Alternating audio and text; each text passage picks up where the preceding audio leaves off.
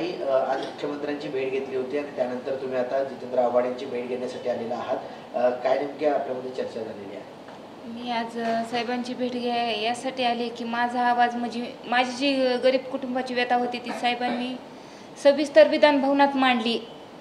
मग आता मुख्यमंत्री साहेबांची भेट झाली आहे तर मी त्यांना सांगायला आले की मुख्यमंत्री साहेबांची भेट घेतली आहे आणि आता मी निघणार आहोत. म्हणून मी साहेबांना पहिल्यापासून म्हणजे जसं हे प्रकरण झालं तसं मला म्हणजे ह्या प्रकरणावर त्यांनी साथ दिलेली आहे. मी जसं म्हणाल तसं त्यांनी म्हणजे साथ देत राहिलेले आहेत आणि सुप्रियाताईचा पण मला सपोर्टच आहे.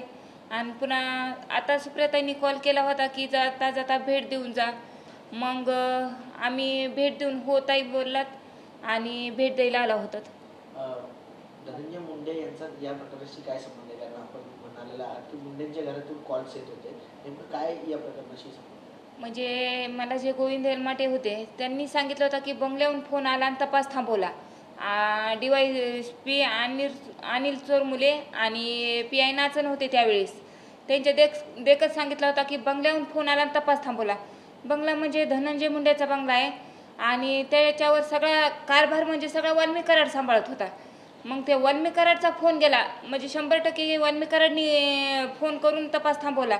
आणि आता तर मला जशी मी खोलात गेले तसं मला माहिती झालं की प्लॉटच्या वादातून माझी नवऱ्याची हत्या झाली आणि वाल्मी कराड यांनी घडून आणली. ज्या शेतासंदर्भात ही हत्या घडून आली होती त्या शेती देखील आपल्याला परत करतो अशी देखील आदेश देण्यात आली होती, असं डिमांड म्हणजे ज्यावेळेस मला डिस्चार्ज झालं त्यावेळेस माझ्या वडिलांपाशी निरोप आला हा की ती जी जमीन आहे ती मी ताईच्या नावी करतो आणि मीडिया ट्रायल बंद करा. पण माझे वडील बोलले की तुझ्या घरातला एक माणूस मला मारू दे, नंतर मी माझ्या ताईचं घर तुझ्या नावावर करून देतो, तुला चालेल का? मग आम्ही म्हणजे आली ऑफर पण आम्ही फेटाळली का तर माझं कुंकू गेलं आहे. मला करोडो बी दिले तरी माझं कुंकू मला परत देणार आहेत का? माझं जर कुंकू परत देत असली तर मी ऑफर त्यांची मान्य केली असती. पण माझं कुंकू ते परत आणून देणार, माझा नवरा ते परत आणून देणार आहेत का? त्यासाठी आम्ही ती ऑफर फेटाळली आणि आमच्या न्यायाचा लढा जो आहे ते आम्ही सातत्याने लढत राहणार. जोपर्यंत आरोपी गजाआड फाशीवर जात नाहीत तोपर्यंत मी न्यायाला लढत राहणार. ऑफर कोणी दिली, नक्की कोणाचं नाव? म्हणजे मध्यस्थी माणूस पाटीलला त्या टायमिंगला मी दवाखान्यात होती. मी विषप्राशन केलं, माझा भाऊ मी दवाखान्यात होते पण वडिलांपाशी दिली. वडिलांना आम्ही विचारलं कुणं दिली पण त्यांनी आम्हाला साक्षात नाव सांगितलं नाही कुणं दिली. मग वडील शांत बसले आणि मग जाऊ द्या म्हणलं, आम्ही विषय सोडून दिला आणि आम्ही पुन्हा मनोज दादांकडे गेलात आणि त्यांना म्हणजे सांगितलं दादा आम्हाला अशी अशी ऑफर आलेली आहे आणि आम्हाला मुख्यमंत्र्यांशी तात्काळ भेट घ्यायची आहे. मग आम्ही मुख्यमंत्री साहेबांशी तात्काळ भेट घेतली.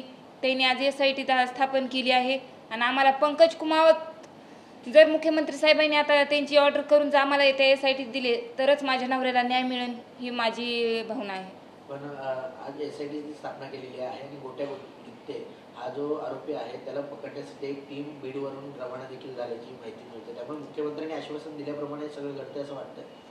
आता ते म्हणजे आम्ही बीडला गेल्याच्या नंतर मला तर काही माहीत नाही. आता तुमच्या माध्यमातूनच कळतंय की गोट्या गित्ते ताब्यात घेतल्या गेला आहे. पण मी मुख्यमंत्री साहेबांना गुपितपणे सगळ्या आरोपींचे नाव दिले आहेत. बाळाभाऊ बांगरने तर ओपनली सगळ्यांना सांगितलं आहेत ह्यांचे नाव आरोपींचे. आणि मी पण मुख्यमंत्री साहेबांना सर्व नावं दिले आहेत. मग ही हत्या वाल्मी कराडने घडवून आणली ही मत मी निश्चित सांगू शकत. ज्यावेळेस तुम्ही हा आवाज उठवला त्यावेळेस वाल्मी कराडचे काही माणसं तुम्हाला धमकी वगैरे देत होते का? नाही, अशा गरीब कुटुंबाला कोण धमकी देणार? त्यांना जे पाहिजे होतं ते त्यांनी केलं. जे माझा नवरा त्यांनी मारला ते नवराच पाहिजे होता त्यांनी मारला. आता आम्हाला मारून त्यांना काय भेटणार आहे?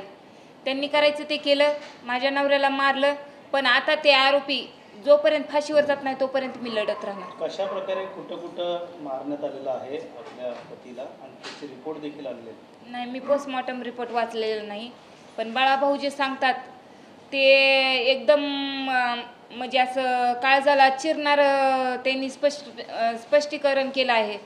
तर मी त्या अजून पोस्टमॉर्टम रिपोर्ट ऐकला बी नाही, म्हणजे वाचला पण नाही आणि फोटो बी पाहिले नाहीत. सरकार लाडक्या बहिणीचं सरकार असं म्हणतात. का वाटतं एकंदरीत ह्या बहिणीची व्यथा हे सरकार ऐकून घेणार का? येणाऱ्या काळात नक्की तुमचे कोणाकोणावरती आरोप आहेत आणि थेट आरोप तुमचे कोणावरती?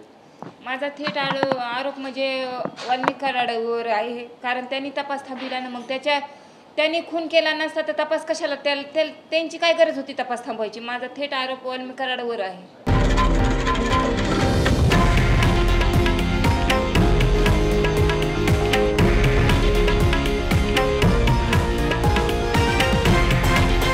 हे आहे देशातील नंबर 1 न्यूज नेटवर्क आणि आपण पाहत आहात TV9 मराठी, एकमेव.